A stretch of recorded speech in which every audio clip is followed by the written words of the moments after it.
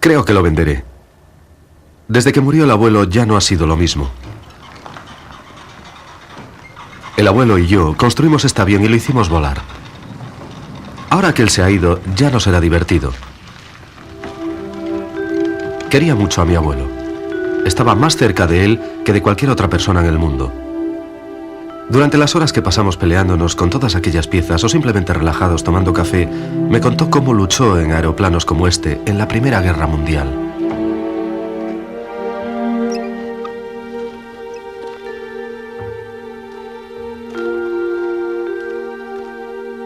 Mi abuelo fue un piloto de caza. No fue un As, es decir, no fue un Bishop o un Collishan o un Brown o alguno de esos otros pilotos que se hicieron famosos. No. Solamente fue un tipo honesto que sintió que tenía que cumplir su deber cuando su país le necesitó.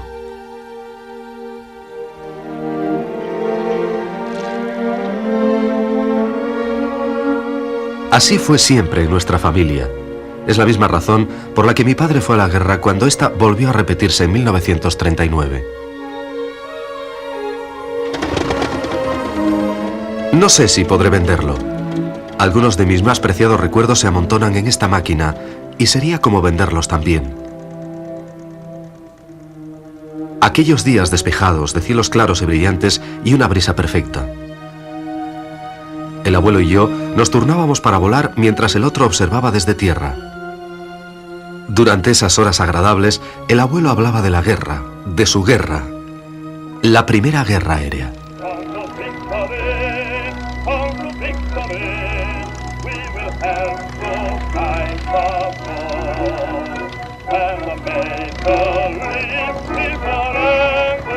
Ases, la historia de la Primera Guerra Aérea.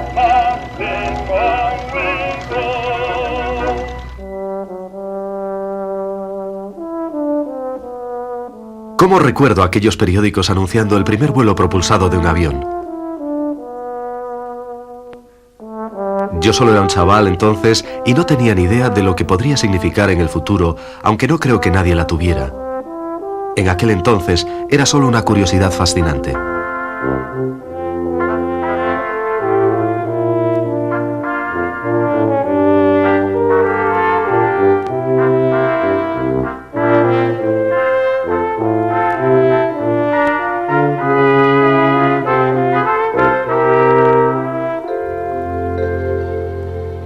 Pasé horas viendo dibujos futuristas de aeroplanos en vuelo, imaginando cómo sería realmente montar en uno.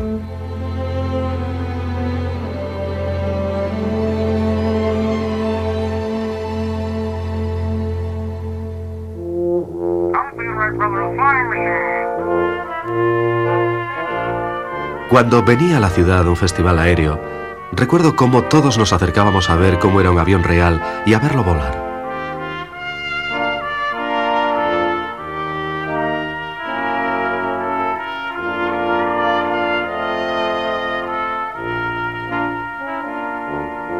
Cuando estalló en 1914 la guerra, solo habían transcurrido 11 años desde el primer vuelo propulsado de los hermanos Wright en Kitty Hawk.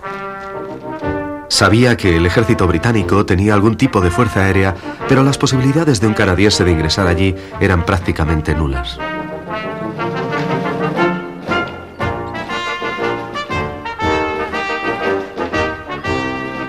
De todas formas, convencido de que la guerra se aproximaba, ya me había alistado en el ejército y me dejaron escoger el arma en la que serviría.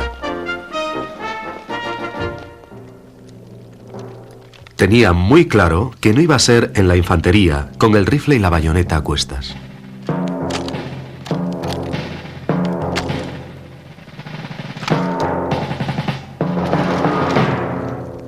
En cuanto a la caballería, los equinos y yo nunca hemos hecho buenas migas. Y no me imaginaba a mí mismo luchando teniendo además otro enemigo debajo.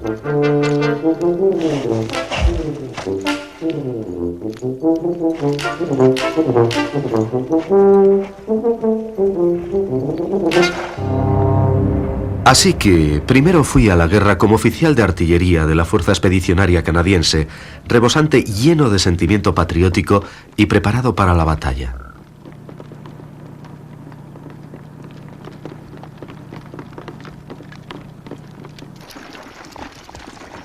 Para cuando llegué, las cosas habían cambiado mucho. En casa, habíamos leído sobre grandes ejércitos avanzando y atacando a largas distancias, con movimientos envolventes y asaltos frontales. Todo coordinado para el ataque final que aplastaría al enemigo y conseguiría una rápida victoria. En vez de eso, encontré una intrincada red de trincheras desde la frontera suiza hasta el Canal de la Mancha.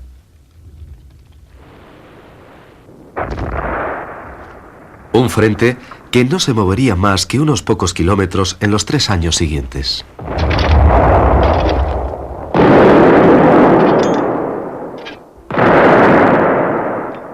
Una de mis impresiones más fuertes del campo de batalla fue la precisión de la artillería de largo alcance. Un emplazamiento bien situado, con artilleros hábiles y bien entrenados, podía enviar una lluvia de metralla por encima de sus líneas de vanguardia directamente a los pies de los pobres desgraciados que salían de sus trincheras o intentaban mantener una línea de fuego.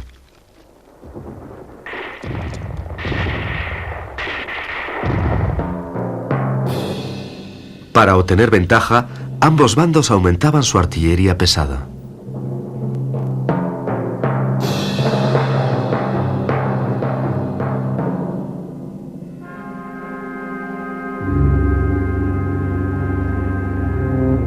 Su capacidad destructiva era terrorífica y resultaba obvio que las batallas futuras requerirían la destrucción de los cañones enemigos lejanos, y eso significaba capacidad de observación a larga distancia para dirigir el fuego propio.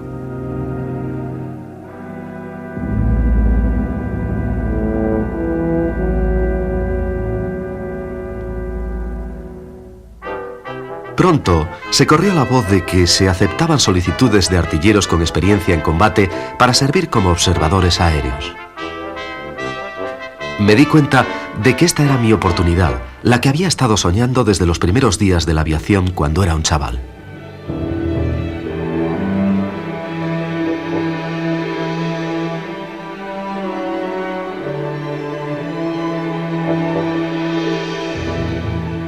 Envié mi solicitud y supliqué a mi oficial inmediato que le diera curso.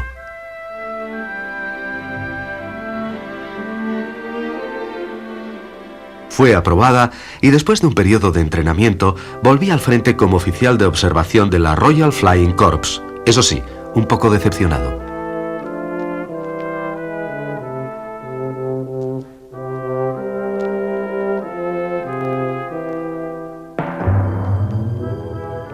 Al final, iba a volar, pero no en un avión, sino en uno de los artilugios bélicos más asombrosos, el globo cautivo. Anclado en tierra, se podía elevar casi a 1,5 kilómetros para observaciones a largo alcance. Pero su empleo real estaba a 500 metros de altura, donde actuaba como los ojos de la artillería.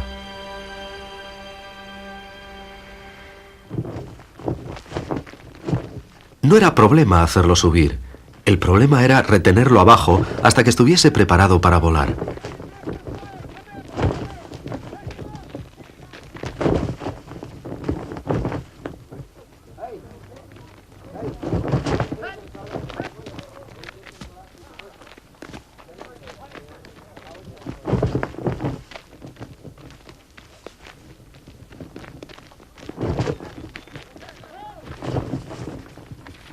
Luego venía el asunto de meternos en la cesta, cargados de mapas, libros de códigos, teléfonos, prismáticos y paracaídas solo por si acaso.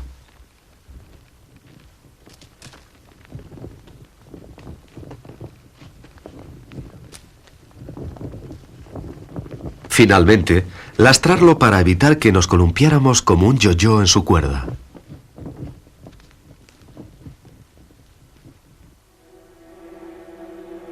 Después empezaba a flotar, sujeto por un solo cable que se desenrollaba desde un torno. Lo que le daba al globo su sustentación era el hidrógeno, tan inflamable que la más mínima chispa podía convertir todo el invento en un infierno.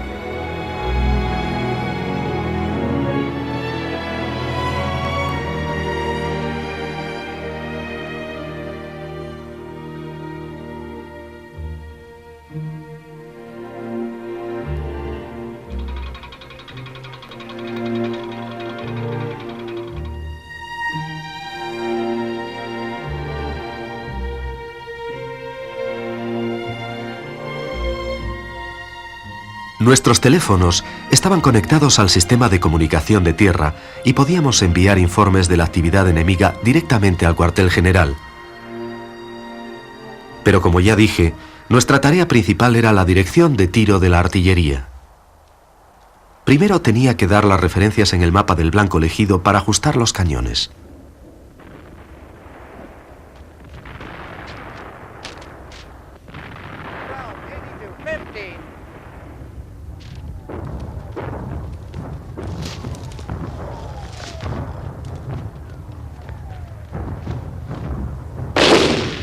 Luego, después de cada disparo, veía la explosión y tenía que hacer las oportunas correcciones. 10 grados a la derecha, 100 yardas al frente, 3 grados a la izquierda, 30 yardas atrás y así hasta alcanzar el blanco.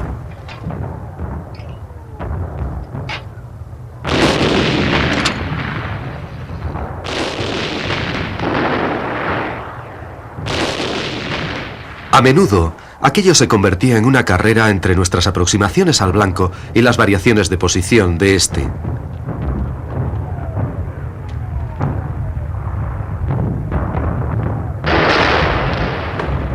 Por supuesto, a lo largo del frente había más gente haciendo lo mismo que nosotros. Normalmente, estábamos arriba unas 3 horas, nunca más de 5. Me parecía muy extraño. Allí estaba yo, un oficial del ejército, sirviendo en la aviación, pero sintiéndose como en la armada. Una plataforma móvil golpeada por el viento y la lluvia, de vez en cuando mareado y siempre temiendo hundirse.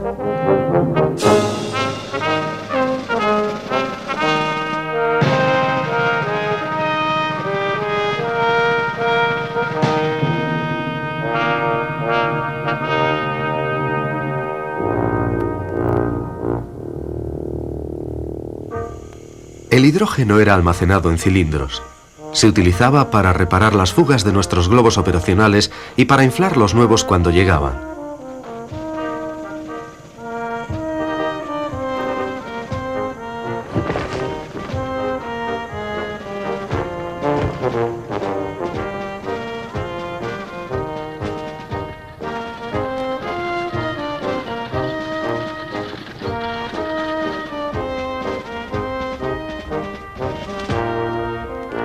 Llevaba en la unidad ya algunos meses cuando llegó un día que nunca olvidaré.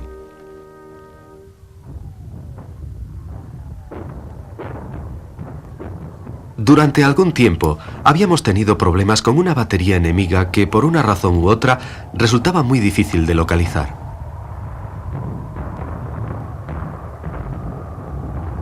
De repente se corrió la voz por la brigada de que la habían localizado y nos dieron la referencia en el mapa.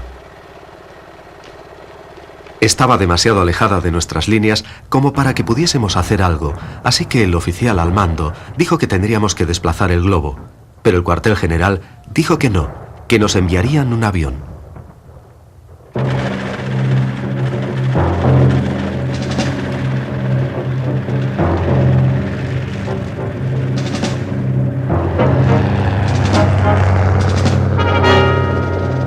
En una hora lo oímos llegar acompañado por los copos negros de artillería antiaérea.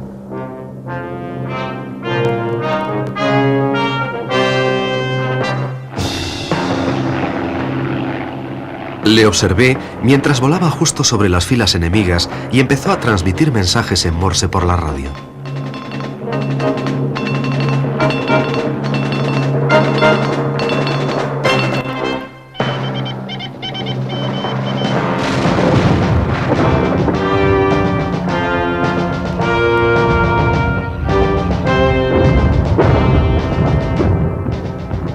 Todo acabó pronto y el avión se alejó, sin duda con intención de repetir la maniobra en algún lugar del frente.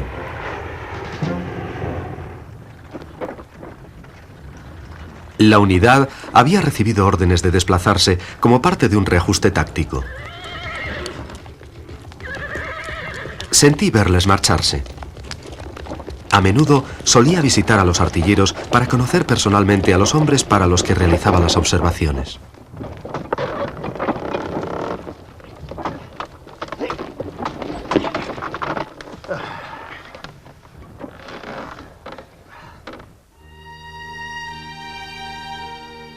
Más tarde ese día, fui elevado para lo que esperaba que fuese un reconocimiento de rutina. A lo mejor fue la presencia de nuestro avión, o los movimientos de la artillería, o simplemente suerte, pero de alguna manera atrajimos la atención de los aviones enemigos.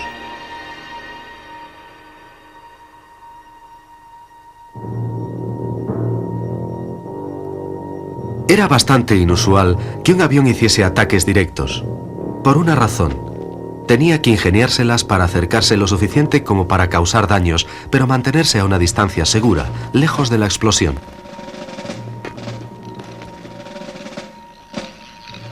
Además estaba la antiaérea, o Archie, como la llamábamos.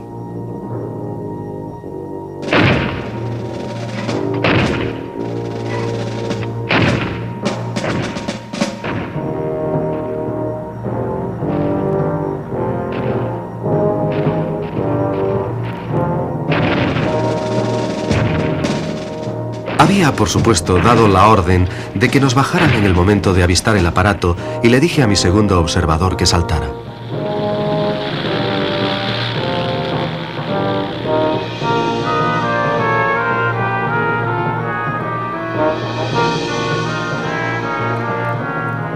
Yo intenté aguantar hasta el último minuto porque, para ser sincero, tenía mucho miedo de saltar. Y siempre existía la posibilidad de que la artillería consiguiera acertarle.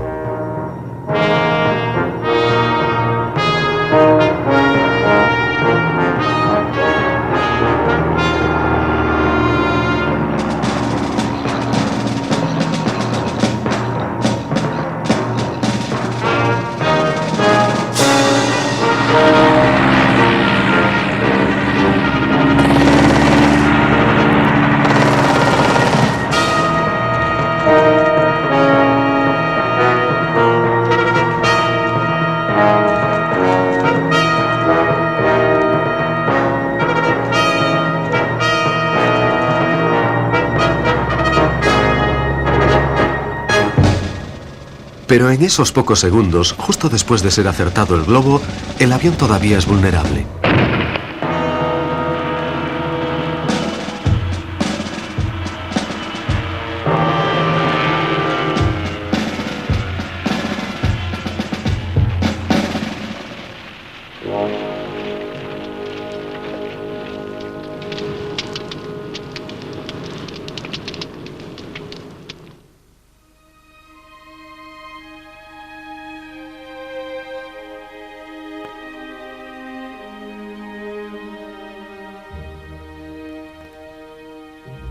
Salí de ello bien, excepto por unos pocos moratones y un tobillo torcido.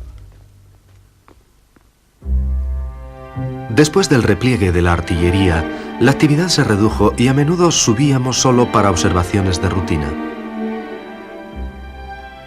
Día tras día, con poco de qué informar, mis pensamientos volvían a esos aviones. Se habían vuelto más importantes de lo que nadie había previsto. Y cuanto más pensaba sobre ello, más impaciente me sentía por salir del globo y entrar en la cabina de un avión. Esto hubiera supuesto mi segunda petición de traslado y no estaba seguro de cómo sería recibida. Pero la aprobación vino sorprendentemente rápida. Más tarde, descubrí que el índice de bajas en aviones estaba aumentando y cada vez quedaban menos observadores entrenados. Pero aunque lo hubiese sabido, no hubiera cambiado nada. Como la mayoría de los jóvenes, nunca pensé en el peligro de volar, solo en la diversión. Solo me importaba cómo iba a encajar entre los miembros del escuadrón, muchos de los cuales habían estado allí desde el principio. Demonios, nunca había volado en un avión.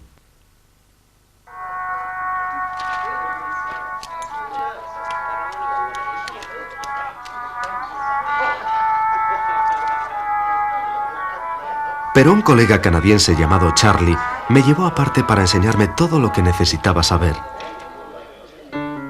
Yo estaba impresionado de su descripción de cómo aprendió a volar. Todo muy natural, me contó. El instructor tenía sus propios métodos e iba a su ritmo. Según dijo Charlie, de la misma manera que enseñé a mi madre a conducir un coche.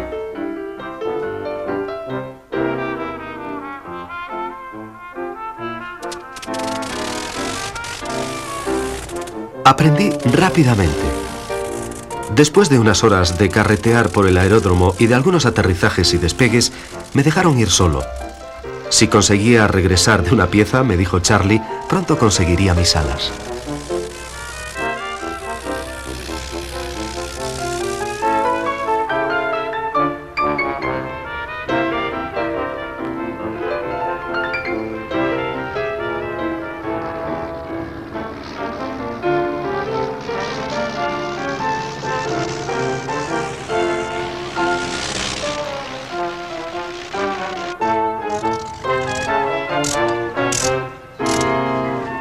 Al final, todo se reducía a conseguir que la maldita máquina subiese y bajase de nuevo.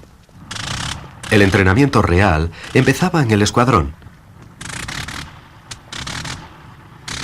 Charlie también destacó algo de lo que no me había dado cuenta. No había aeródromos fijos. Cualquier campo de hierba valía y las unidades de apoyo en tierra tenían que seguirles donde eligiesen establecerse.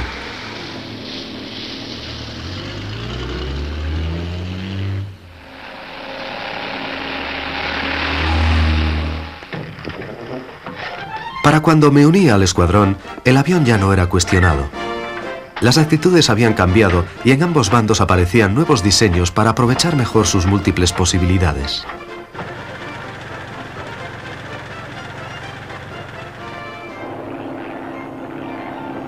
La corrección de tiro de la artillería era solo una de ellas. Su tarea principal era el reconocimiento aéreo. En cualquier situación, quiere saber lo más posible acerca del enemigo, dónde está, de qué fuerza dispone, sus formaciones. Conseguir esa información significaba saber a dónde había llegado. Tradicionalmente, esta era la labor de la caballería, pero el avión y el globo cautivo heredaron casi todo su papel de reconocimiento.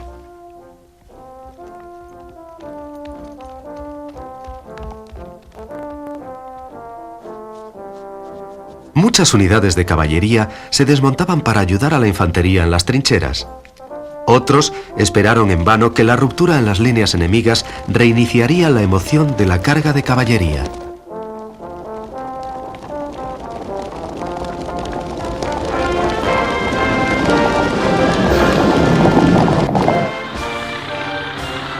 A lo largo de la guerra, el proceso fue parecido. Los observadores aéreos volvían de las patrullas estratégicas de largo alcance o de las patrullas tácticas locales con cuidadosas descripciones en el mapa de los movimientos enemigos o de sus cambios de posiciones.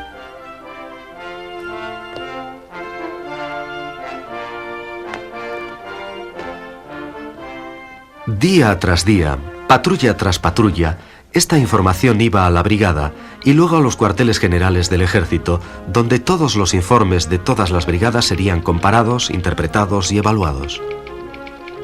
Dándole vueltas al informe diario de situación, se hacía un análisis detallado de todo lo que ocurría a lo largo del frente.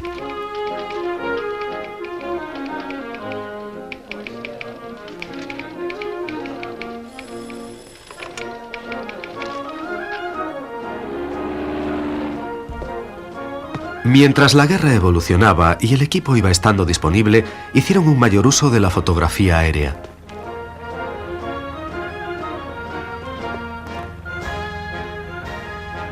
Al final de la guerra, se calculó que nuestros aviones hicieron más de 6 millones de fotografías con una asombrosa capacidad de detalle militar.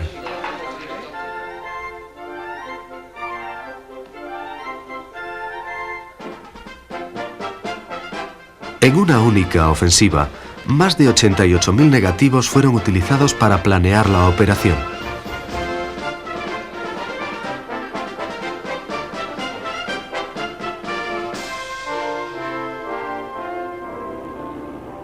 Detrás de los aviadores estaban los equipos de tierra.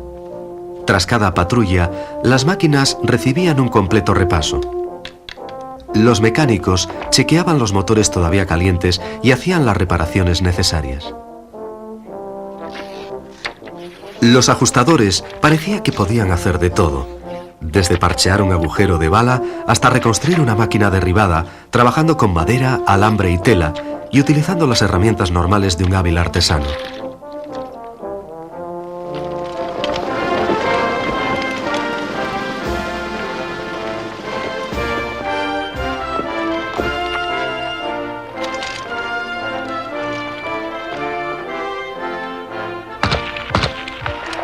Los armeros mantenían las ametralladoras.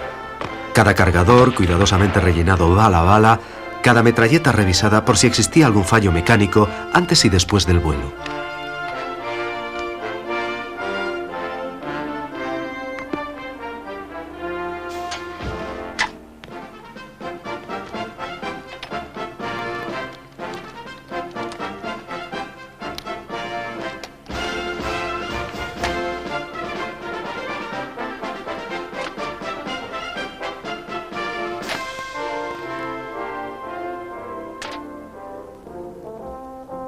Nuestra guerra era una lucha por conseguir información. He oído argumentar que el avión fue una de las causas de una guerra estática. El elemento sorpresa, tan esencial para operaciones ofensivas, se había perdido. Ambos bandos no tenían otra elección que construir trincheras. Nuestras incesantes patrullas con mapa y cámara aseguraban que se mantuviesen allí.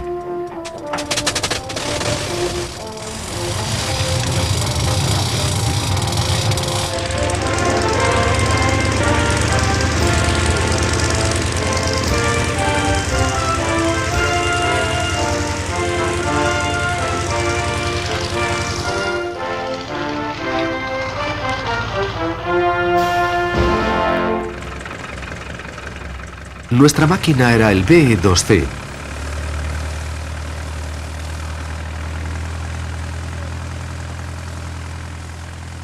Estaba diseñado para lograr una máxima estabilidad como plataformas aéreas de movimiento lento.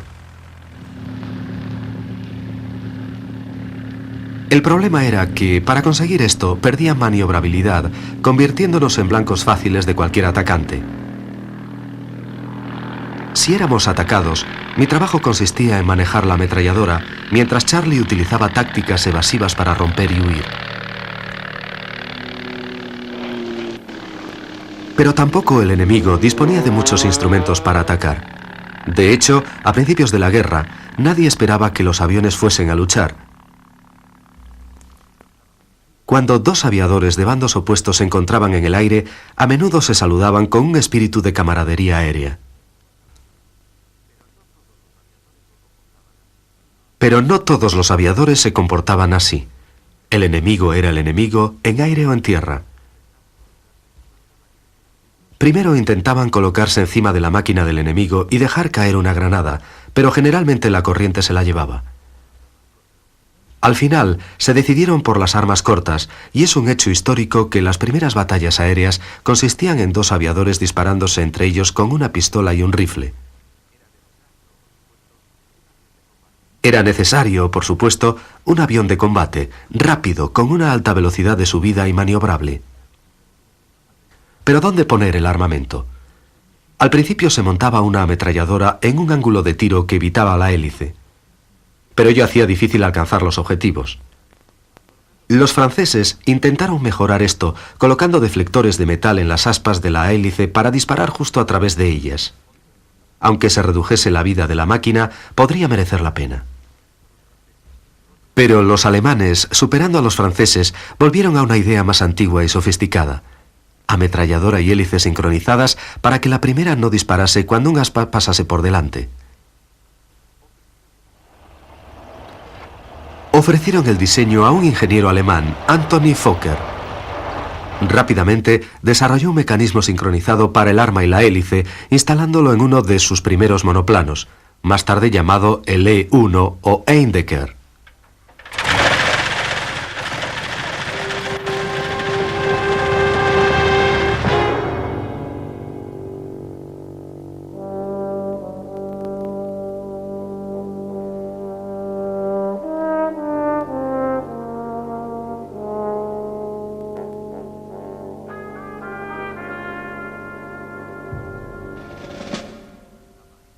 Las pruebas de vuelo mostraron que funcionaba y muy bien. Era una nueva arma aérea, el primer monoplaza del mundo que disparaba hacia adelante en la línea de visión directa del piloto, donde el hombre y la máquina se unían.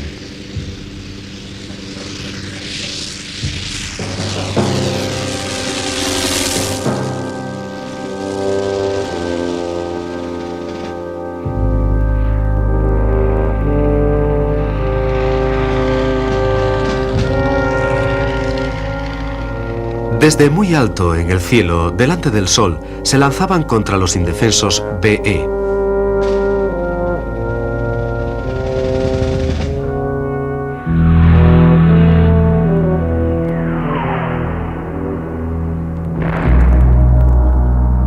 De lejos parecían pequeños insectos, pero cuando se acercaban mostraban su mortífero aguijón.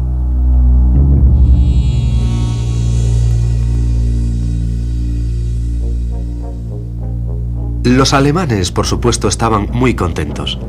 Con el tiempo, gracias a su arma superior, podían abatir a esos molestos aviones de reconocimiento de los cielos.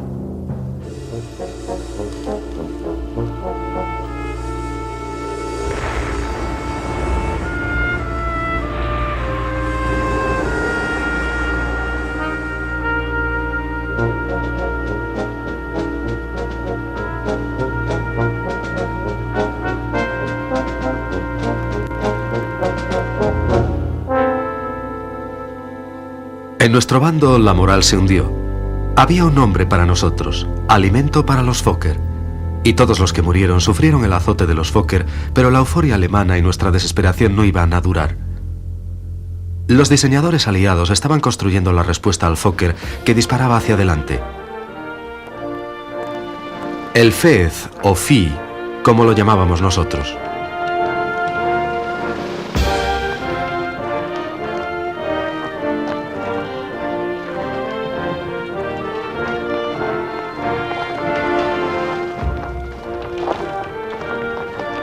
Consiguieron la misma ventaja colocando simplemente la hélice atrás, empujando el avión y poniendo el artillero justo delante con un amplio ángulo de tiro y una segunda arma que dispara sobre el ala.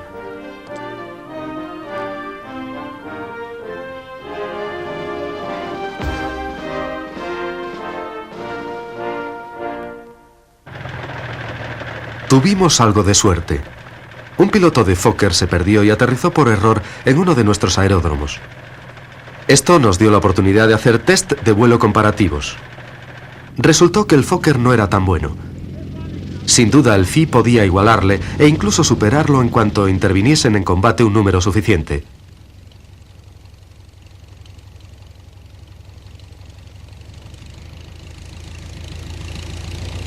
Lo que nos tenía derrotados no fue tanto un arma superior, sino la leyenda de su invencibilidad.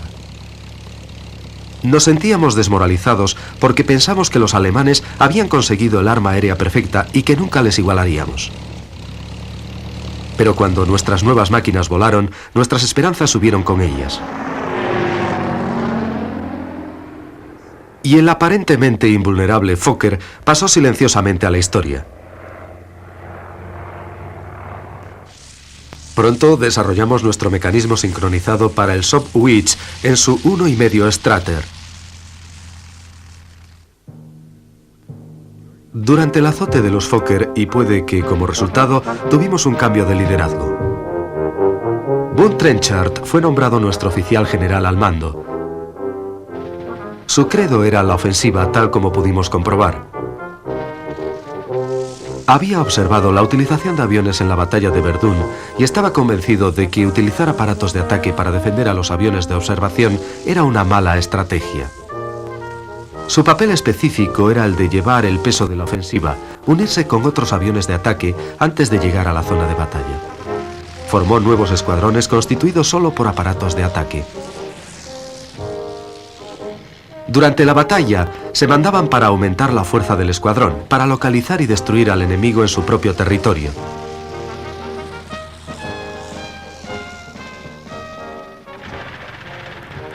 Los aviones de observación, como nuestros BE, también formaban escuadrones separados y debían trabajar en estrecho contacto con las fuerzas de tierra.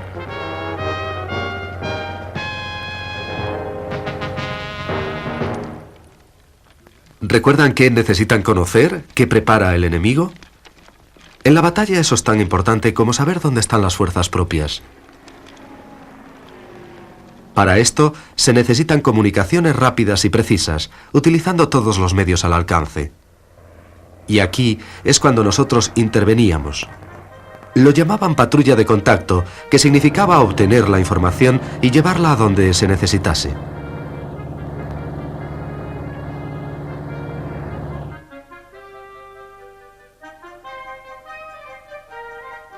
Nos hacían practicar durante meses, ya que existía una ofensiva principal con la perspectiva de sacarnos de las trincheras a la lucha abierta y acabar con esta guerra de agotamiento. Así que, mientras las tropas concentraban sus esfuerzos en el combate, nosotros teníamos que organizar un complejo procedimiento de mandar y recoger mensajes por el campo de batalla.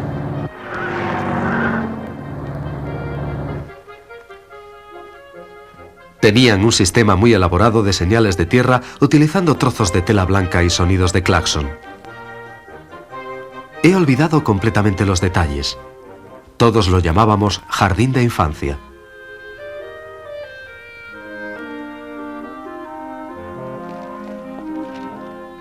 Recibíamos órdenes de los comandantes tales como reconocer e informar sobre las posiciones enemigas cerca de la granja Archambault con una referencia de mapa. O simplemente entregar mensajes como este. La segunda brigada de infantería llegó al primer objetivo. Avance hacia el segundo objetivo. Empezaremos a las 11:25 horas.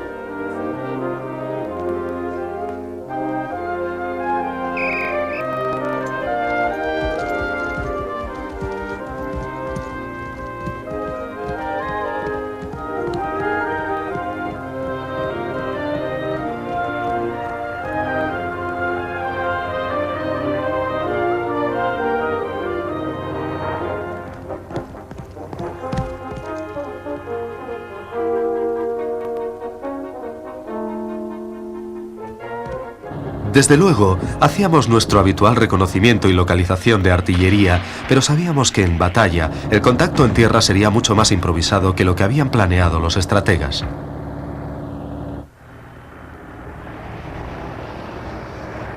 De todas maneras, mientras las semanas y los ejércitos avanzaban, todos los medios de comunicación se utilizaban.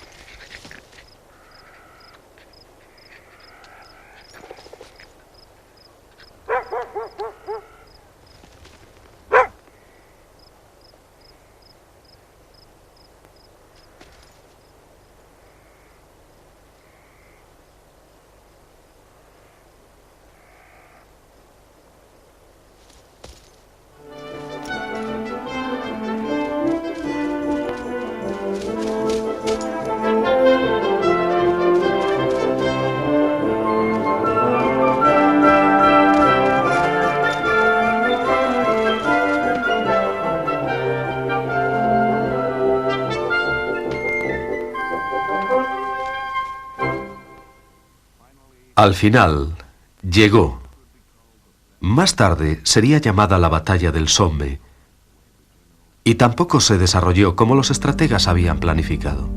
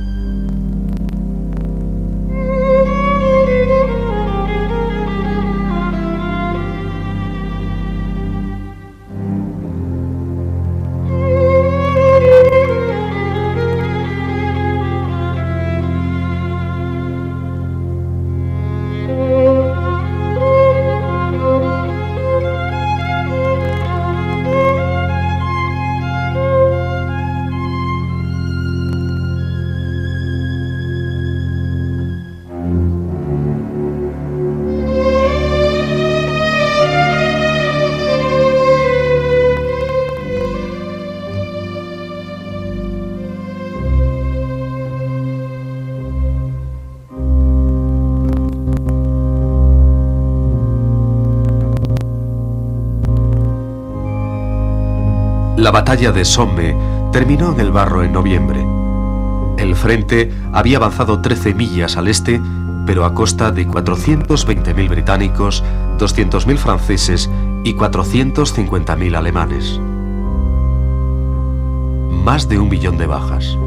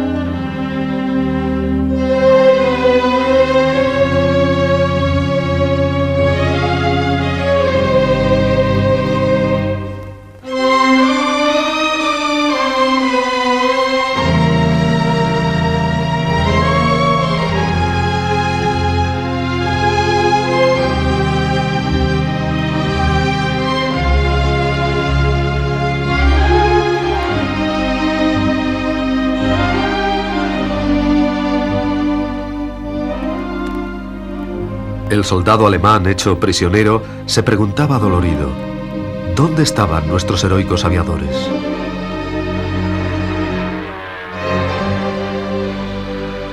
No podía saber que sus aviadores estaban luchando valientemente, aunque superados en número y en armas, por un enemigo igualmente valiente más allá de sus líneas.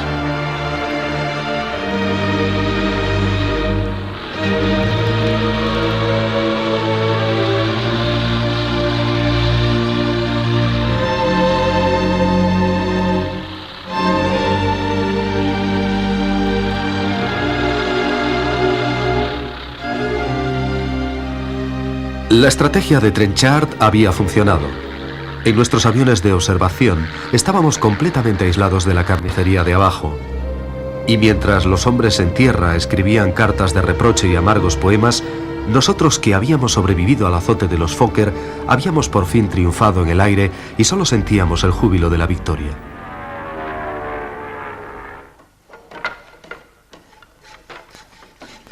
Pero la táctica favorita de Trenchard, lanzar todos sus aviones de ataque en la ofensiva estratégica, tenía sus inconvenientes. La victoria dependía ahora de disponer de un número mayor de aparatos y del buen rendimiento de los mismos. Esto supuso un gran aumento de la presión sobre diseñadores y fabricantes. Había que mejorar las características de los aeroplanos, manteniendo a la vez las cadenas de montaje a pleno rendimiento.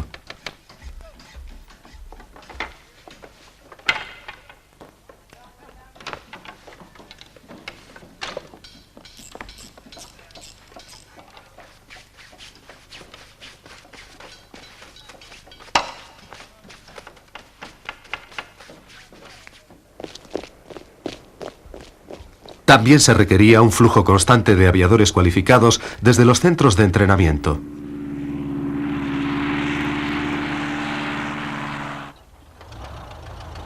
Pero los alemanes no estaban ociosos esperando un colapso en la producción británica.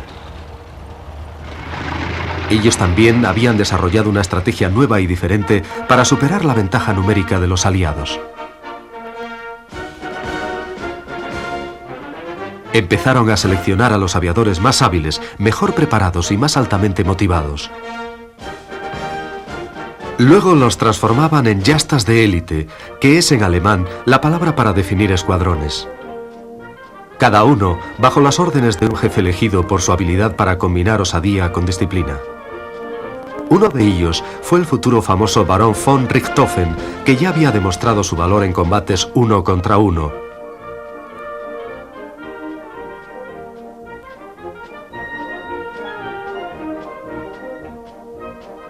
Pero lo más importante es que colocaron un sistema de alarma con dispositivos a distancia para detectar desde lejos las máquinas enemigas. Utilizando líneas terrestres, los observadores de tierra enviaban su información al aeródromo alertando del número, altura y localización.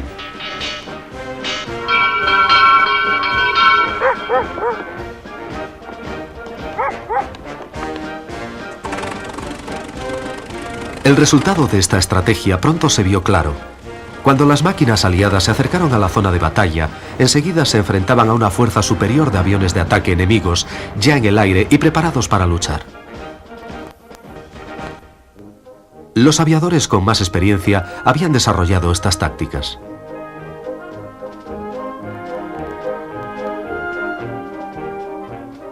Primero, la mutua protección. Luego, si dispones de ventaja de altura, picar para transformarla en velocidad. Si fallas, no hay que perseguir. Utiliza tu velocidad para volver a ganar altura.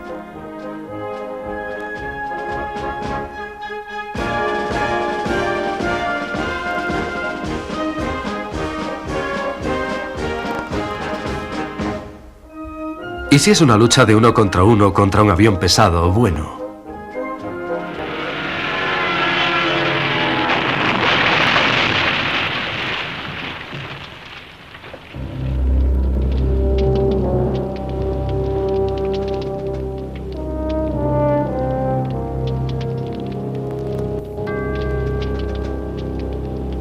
Nunca la lucha había sido tan desigual. Ahora, nuestros F y DH eran destrozados irremediablemente por los Fokker y los Albatros. Pilotos novatos con unas pocas horas de vuelo debían enfrentarse a los bien entrenados yastas alemanes. El hecho de ser resueltos y valientes solo provocaba que muriesen antes.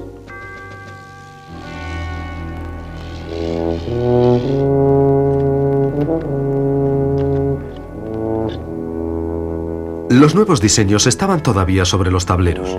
Se estaban probando mejores métodos de enseñanza. Mientras tanto, abril de 1917 significó una subida impresionante de la tasa de muertos. Se mereció aquel nombre de Abril Sangriento.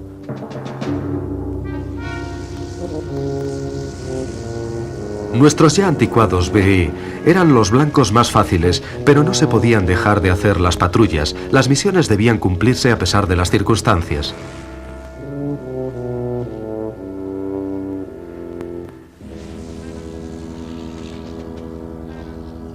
Era el objetivo de la guerra. A diferencia de las continuas tablas en tierra, la ventaja aérea cambiaba de signo continuamente y la batalla para la superioridad aérea podía ser ganada o perdida en el tablero de diseño y en la cadena de montaje.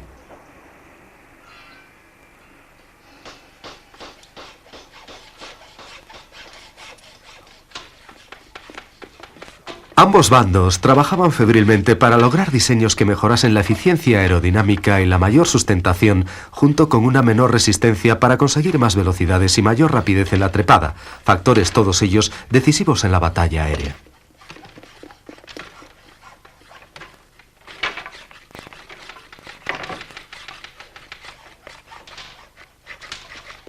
Igual de intenso fue el esfuerzo para mejorar el rendimiento de los motores. Aparecieron nuevos diseños de motores en línea, el tipo utilizado en automóviles y rotativos, diseñados específicamente para aeroplanos.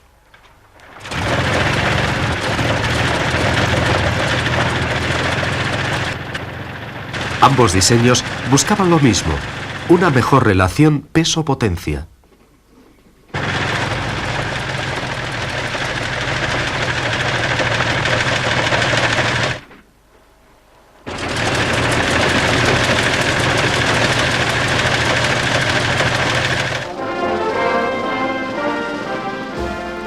Se puede decir que aquella guerra sacó a la ciencia aeronáutica de su infancia y creó una nueva generación de científicos e ingenieros dedicados al desarrollo del avión. El problema era que todo era tan desconocido y la necesidad de aeroplanos tan grande que a menudo diseños totalmente nuevos pasaban a la producción para ser descartados y reemplazados inmediatamente.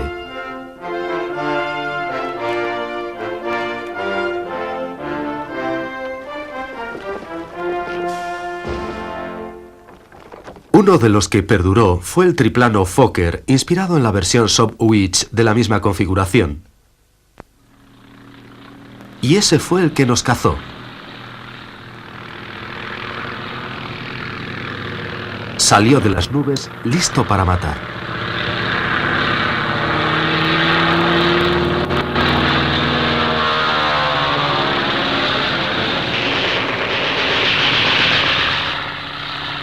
Solo necesitaba una ráfaga.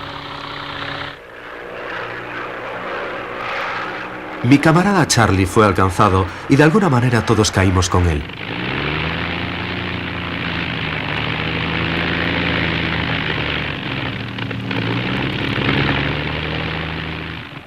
Cuando la máquina entró en Barrena, perdí el conocimiento. Llevaron rápidamente a Charlie al hospital, donde hicieron todo lo que pudieron, estoy seguro. Pero al final, Charlie murió.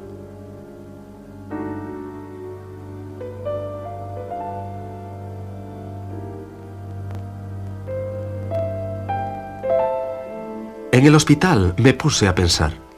Charlie y yo éramos no solo amigos, éramos un equipo y realmente bueno. Pero el equipo se había roto y no me imaginaba en el asiento trasero sin estar Charlie a los mandos. En cuanto me embarcaron de vuelta a Inglaterra, estaba dispuesto a volver, pero ahora como piloto. Y con la ayuda de Dios y de la Fuerza Aérea Canadiense como piloto de caza.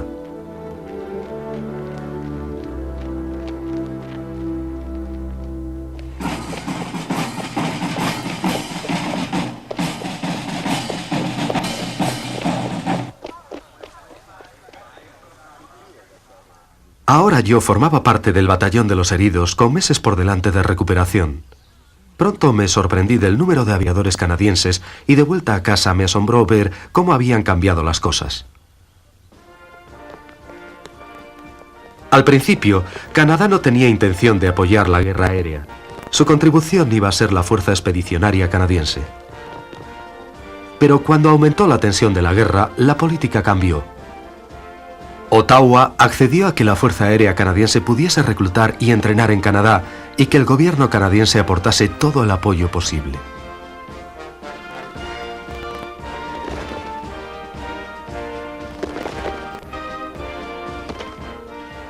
La nueva organización pasó a llamarse simplemente RFC Canadá, bajo las órdenes de Cuthbert C. Hoare.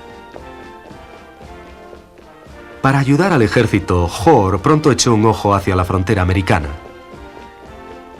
Con la connivencia de los altos oficiales americanos, abrió una oficina de reclutamiento en la Quinta Avenida en Nueva York, con el propósito claro de reclutar a ciudadanos británicos domiciliados en Estados Unidos. Pero pronto, la mitad de los admitidos eran norteamericanos y el Departamento de Estado paró el asunto. A pesar de ello, el registro muestra que muchos norteamericanos fueron a la guerra aérea de Francia vía Canadá.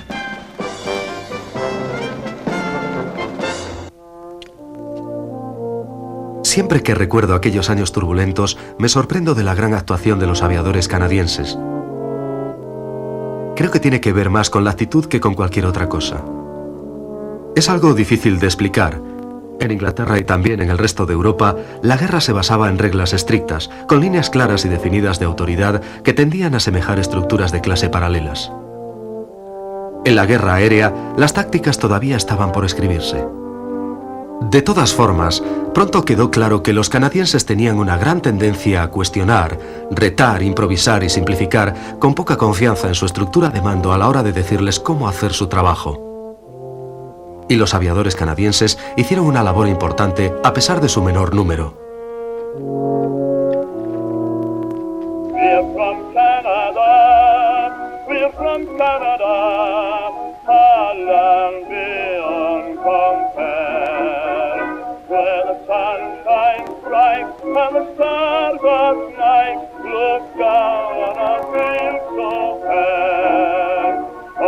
victory, all to victory, we will help to fight the foe.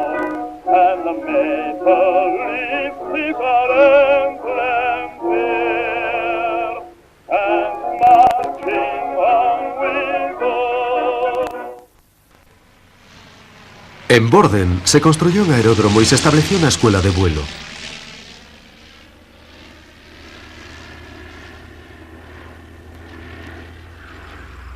Hoare estaba asombrado. 57 edificios fueron levantados en solo 4 meses, junto con sus carreteras, alcantarillado, apeaderos ferroviarios y praderas. Dijo: aquí el trabajo se hace con una rapidez desconocida en Inglaterra.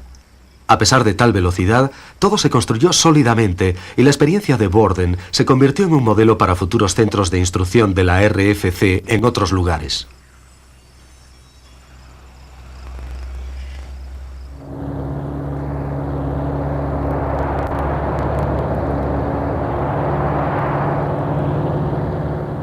Respecto al avión de entrenamiento, se dirigieron a la compañía Curtiss y adquirieron los derechos para construir una versión modificada de su famoso Genie.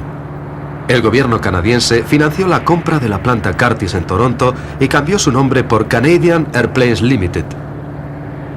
Pronto empezaron a elaborar en grandes cantidades el JN-4D, más tarde apodado Canuck, para su utilización en Borden y en otros campos canadienses de entrenamiento.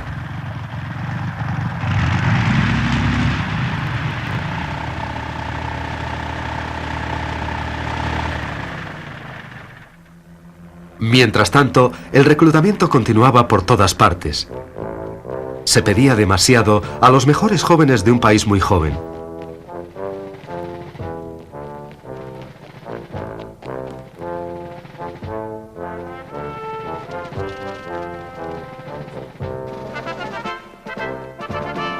Yo me encontraba en Inglaterra en la Escuela de Formación Militar de Oxford.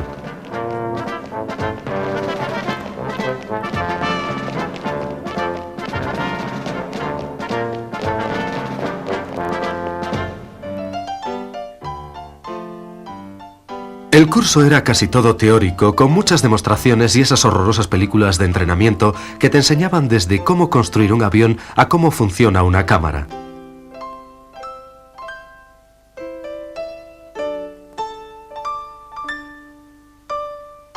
No creo que me hubiese sentido así de mal si yo hubiese sido un novato. Verdaderamente todo era útil.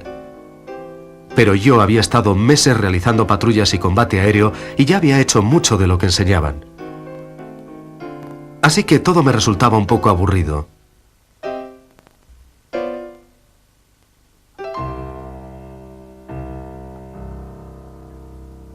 Aquello era también un ejército puro, con sus desfiles, inspecciones y una saludable dosis de disciplina militar.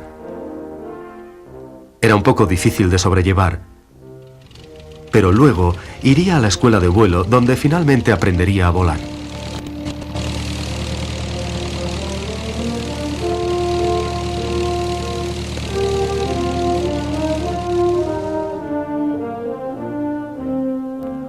Los sistemas de aprendizaje habían cambiado radicalmente desde los tiempos de Charlie.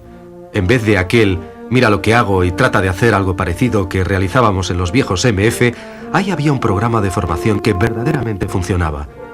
Primero había que explicar el misterio mismo del vuelo, describiendo cómo las fuerzas aerodinámicas influían en las superficies del control del avión. Lo que querían era eliminar la idea de que el vuelo significaba un débil equilibrio en un medio extraño. Justo al contrario, el avión siempre está controlado por fuerzas naturales que siguen las leyes de la física. Había que entender esas leyes y aprender a controlar esas fuerzas para lograr que el avión hiciese todo lo que era capaz y evitar lo que le resultase imposible.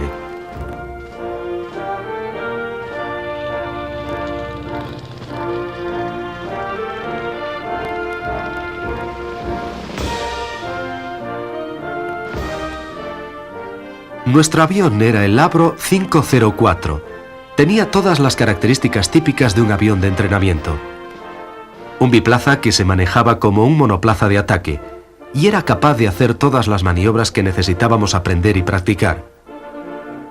Tenía un potente motor rotativo que introducía un fuerte par giroscópico al maniobrar, peligroso si no se preveía. Los aviones de primera línea estaban ahora muy equipados.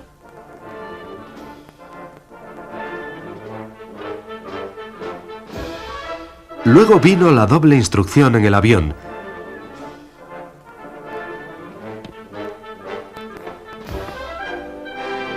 Teníamos dos mandos, algo desconocido en el pasado, y nos hablábamos mediante un tubo comunicador, otra innovación.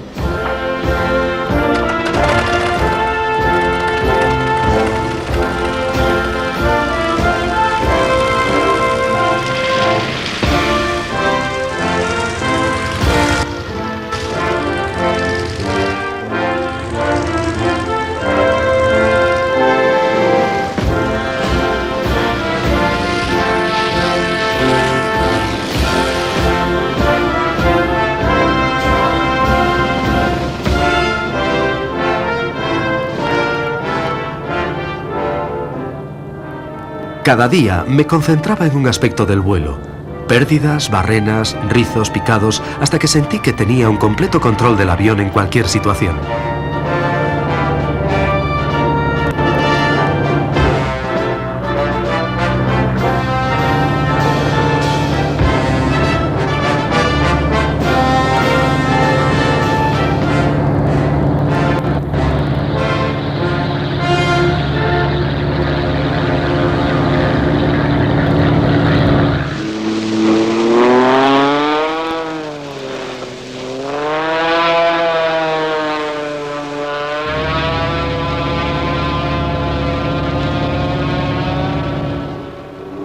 Como parte del nuevo programa de entrenamiento, había manga más ancha con las acrobacías.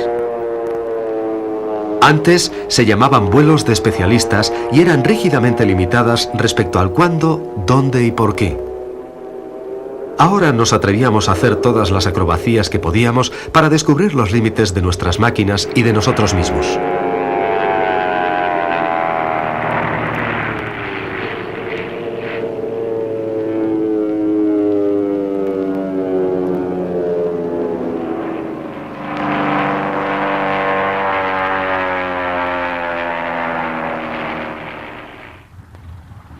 Para practicar el aterrizaje con viento cruzado, nos mandaron a un aeródromo cerca del mar.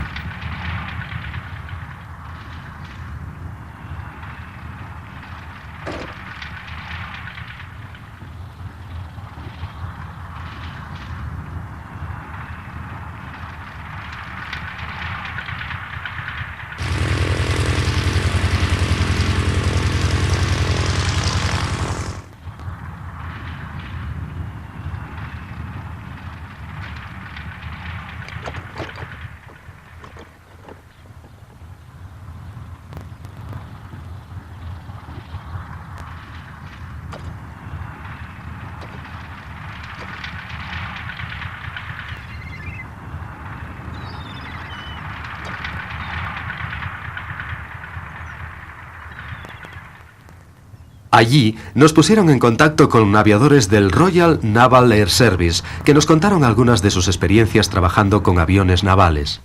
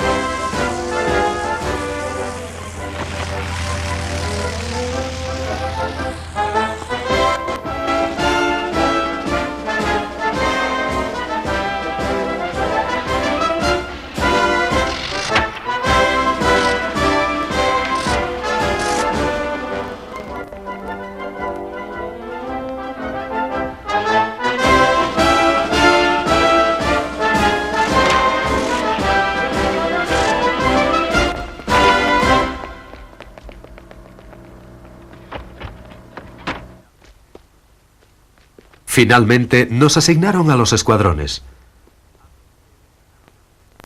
A mí me destinaron al frente oeste, justo al medio, en un escuadrón de ataque de los SE-5A.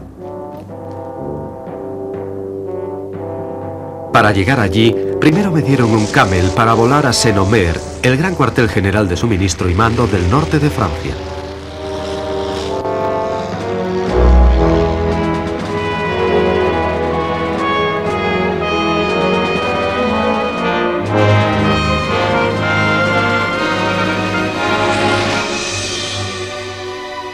En cuanto aterricé, me dirigí a la sección de movimientos para ver cómo llegar a mi aeródromo. Sabía que podía hacer parte del viaje en tren, pero el resto tenía que hacerlo en transporte militar.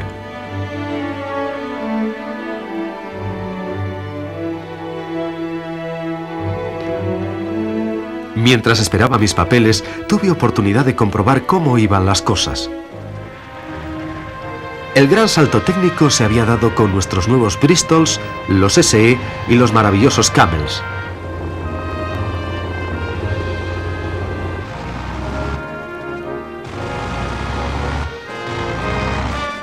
Y los franceses tenían los últimos Nieuports y Spads.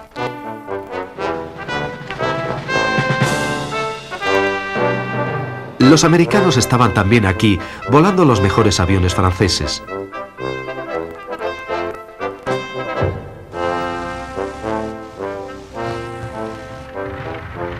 Los alemanes tenían los últimos PF Alces y Albatros y los nuevos Fokker D-7. Eran buenos. Pero en general, la partida era equilibrada, aunque nosotros contábamos con más aviones. Finalmente, grandes cantidades de buenos aviones y aviadores preparados estaban llegando al frente. La marea había cambiado y formaba parte de ella. Johnny Canuck and all the Allied soldiers, they're fighting day by day. In trenches far away, they'll all march back with the Union Jack. In history they'll gain fame. Just give them a cheer and banish the tear, for they'll return again. Good luck to the boys of the Allies, just steer them on their way. The Union Jack they're proud of, while fighting day by day. When the band plays that simple good parade, there's joy right in their eyes. God save our gracious King, good luck to the boys of the Allies. Por fin llegué a mi escuadrón. Esta vez encajé rápida y fácilmente con los miembros de mi equipo, a pesar de ser nuevo allí. No en vano, yo había volado más horas y había estado en más combates aéreos que la mayor parte de ellos.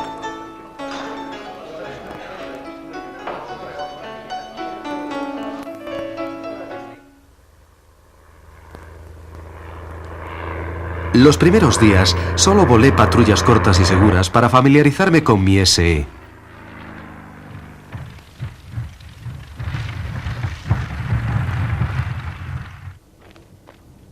El oficial al mando pronto descubrió que no era muy bueno disparando, así que me envió a practicar el tiro por deflexión.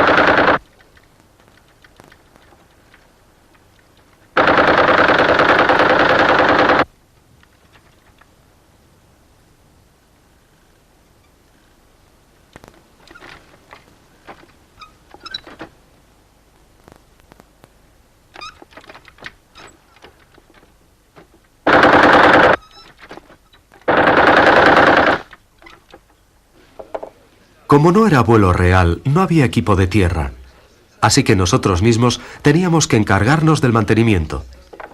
De hecho, me gustaba. Un gran sentimiento de camaradería creció entre nosotros, los que no éramos tiradores de élite.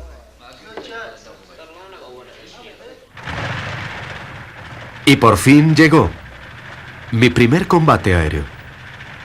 Recibimos información sobre aviones de reconocimiento enemigos en nuestras líneas con la orden de localizarlos y derribarlos. Avisté a uno de ellos. Mi tiro por deflexión no estaba muy perfeccionado, no tenía suficiente experiencia de combate. Así que, mejor que picar con una ráfaga de ametralladora, decidí utilizar una táctica de acecho, a menudo usada por ambos lados. Me situé a su cola, justo en el ángulo muerto de las armas del observador. Me mantuve allí hasta tener una oportunidad clara de tiro, de arriba a abajo. Pero disparé demasiado pronto. Ansias del novato. Sabía que aquellos biplazas alemanes tenían tripulaciones entrenadas y expertas y nos habían enseñado que si no lograba sorprenderlos, no debía seguirle porque eran capaces de disparar en todas direcciones. También ataqué globos enemigos. No me gustaba mucho. Habiendo servido yo en globos, sentía algo especial hacia aquellos hombres.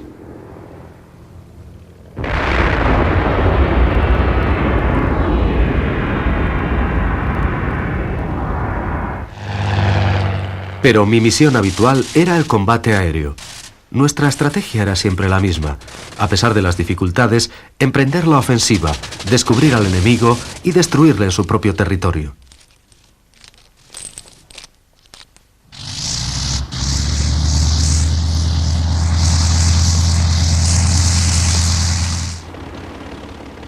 Para compensar su inferioridad, los alemanes diseñaron nuevas estrategias de defensa. Reformaron sus yastas agrupándolos en alas de combate más grandes, independientes, listas para desplazarse de inmediato a cualquier zona del frente donde fuesen necesitadas. De esta forma podían compensar su inferioridad numérica y conseguir todavía superioridad aérea. Como aparecían y reaparecían en todas partes del frente, se les llamó circos volantes.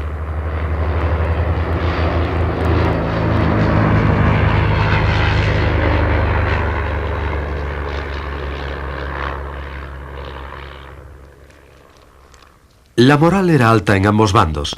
Los pilotos confiaban, estaban seguros de su habilidad y mantenían alto su espíritu de lucha.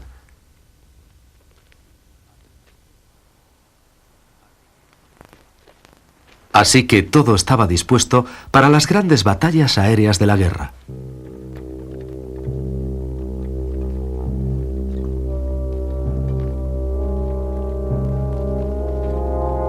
Cada día, al amanecer, los equipos de tierra preparaban las máquinas para la primera patrulla.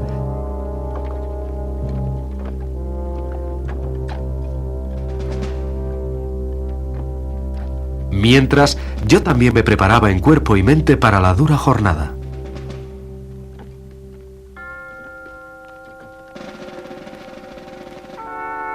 Nuestro SE era capaz de volar a más de 100 millas por hora a 20.000 pies de altitud, donde la temperatura es de 20 grados bajo cero.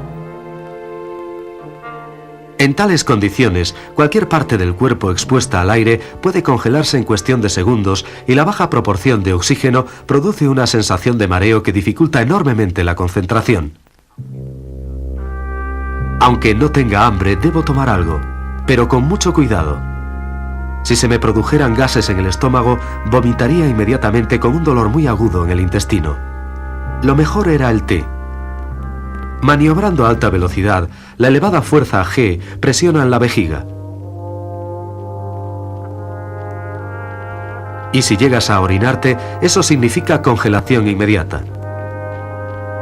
Cuando íbamos al briefing antes del combate, muchos aviadores no se ponían el equipo de vuelo hasta el último minuto para evitar que el sudor humedeciera su ropa.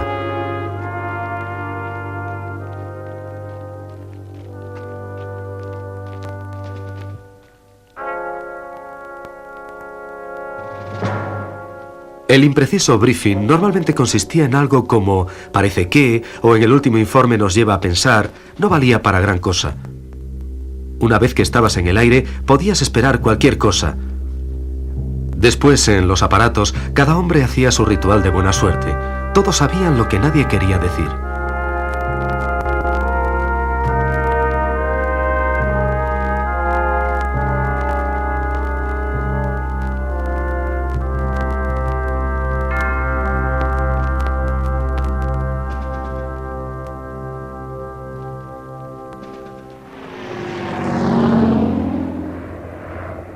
Los aviones de caza, diseñados y construidos con el único propósito de destruir a los contrarios, se reunían en el cielo para trabar combate, para probar los límites del hombre y de la máquina.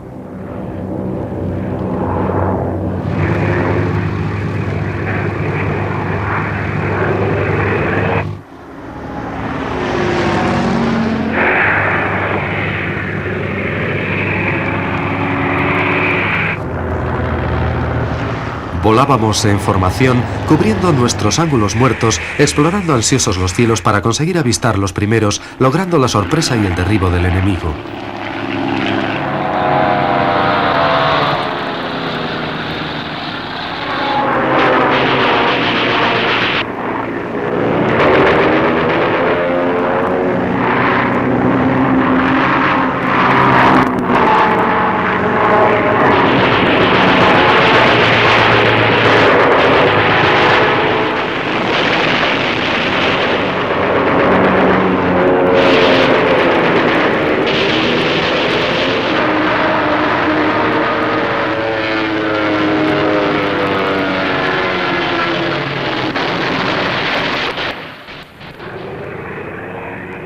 Ahora que llevo un tiempo haciendo patrullas regulares y ya soy un viejo lobo, me he granjeado un cierto respeto.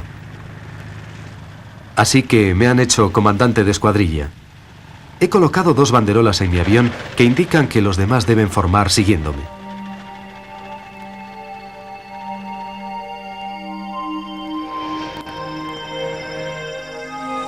Puede que por la propia guerra, aunque probablemente hubiese ocurrido de todas formas, empecé a sentir un nuevo tipo de miedo. No del tipo de nudo en el estómago que ocurre en cualquier batalla, ni de la nerviosa sensación de peligro que forma parte de toda patrulla. No, esto era algo diferente y muy desestabilizador. Estaba convencido de que no saldría de aquello con vida. Y tenía mis razones. Me di cuenta de repente que las balas enemigas no siempre fallaban en el blanco.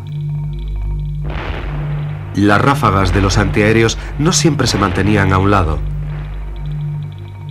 Las maniobras de evasión no siempre conseguían eludir al atacante. Tenía la prueba delante de mis ojos. Impactos directos en mi propia máquina. Sillas vacías en la sala de reuniones.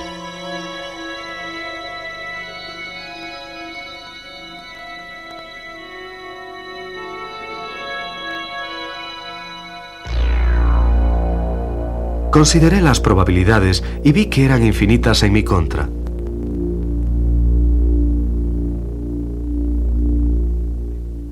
Por supuesto, vencía las probabilidades, pero fue gracias al armisticio.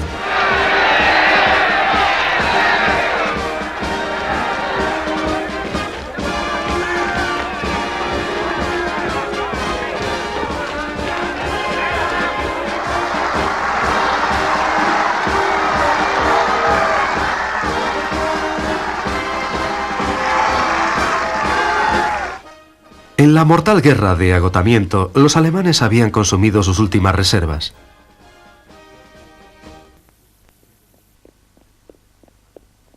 Después de la guerra, me puse a pensar sobre su significado. Creo que nunca entenderé aquella matanza de hombres valientes en ambos bandos. Pero en el aire algo cambió. Parece extraño ahora, pero cuando me incorporé al Royal Flying Corps, perdí mi identidad de canadiense. Me convertí en un ciudadano de las colonias sirviendo a la causa del rey y del imperio. Puede que esa sea la razón de mis ganas de encajar allí. Pero según avanzaba la guerra, sorprendimos a todos. Nosotros, los canadienses, hicimos más en el aire de lo que nadie esperaba, incluso de lo que esperábamos nosotros mismos. Cuando al final terminó, Canadá había mandado más de 10.000 aviadores, casi un tercio de los aviadores británicos. Nuestro éxito fue incluso más asombroso. De los 3 mayores ases aliados, 2 eran canadienses. Billy Bishop, solo a una victoria del mejor en la Royal Flying Corps y ganador de la Cruz Victoria, y Ray Collishaw, el mayor as de la Royal Naval Air Service. Habíamos demostrado que podíamos ser tan buenos como ellos.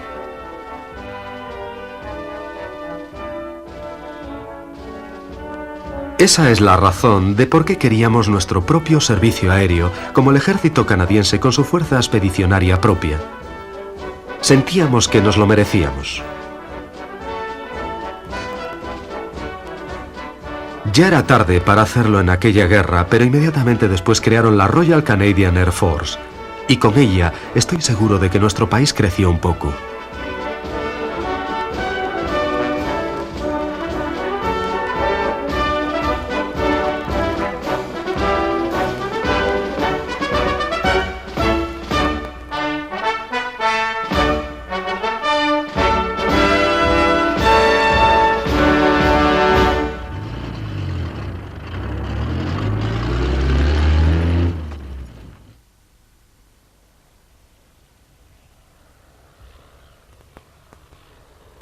No, no lo venderé.